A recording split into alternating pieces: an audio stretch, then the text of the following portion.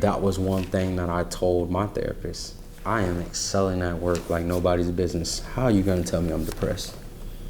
And when she started breaking it all down, and she was like, you're doing anything to tell me I'm misdiagnosed. Like, you're doing anything. And I was like, I just got promoted. What are you talking about? For my job, we have what we call the EAP, Employee Assistance Program. And it's really neat because I used it. Actually, when my buddy passed away, I actually used it, and it was very neat because it gave me 5 free sessions. That's how I found my therapist. They gave me 5 free sessions, so I went and used those up, and then I continued seeing her after. We try to get that in front. Our HR department does a good job at like pushing that stuff out monthly. So when you have your team meetings, you discuss it with your management team, and then they discuss it with their team.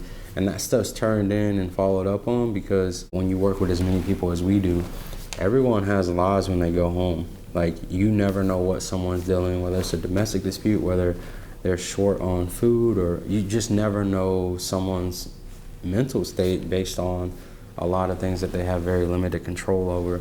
And I think just building relationships, when you create an avenue and a safe place for supervisor to be able to go to you and say, hey, you good, paying attention. I mean, whether it's hygiene, whether it's tardiness, whether it's just efficiency, like this person turns this in every month at this time and now they're not, or there's a ton of misspelled words here, or this email was very short. And I'm like, there's so many telltale signs in it.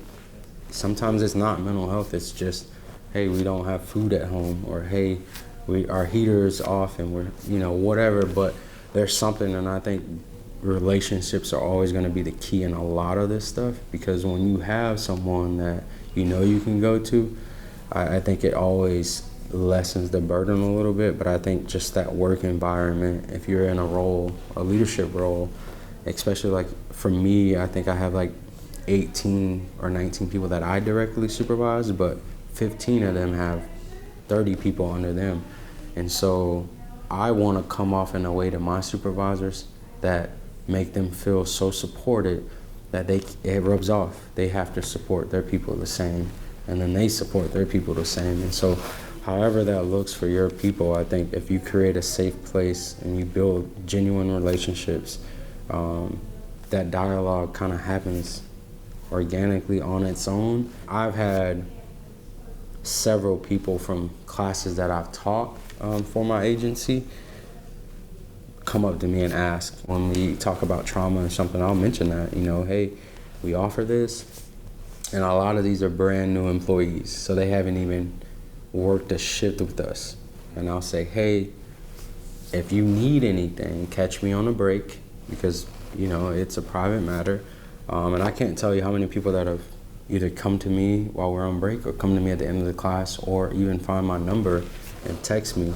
And so I think a lot of people are struggling, but you, especially when you're in a role of leadership, I think you have to make it something that people are like okay with. And removing the stigma, you're also removing those judgmental eyes, like, oh gosh, like this person's not dependable because they need a therapist, they need a counselor, they need assistance, so they're not dependable. And I think we have to remove that too, because being not able to produce with, hey, I got this issue going on in my life. And I think a good leader, you don't even see that, So I think relationships would be number one, and then follow up.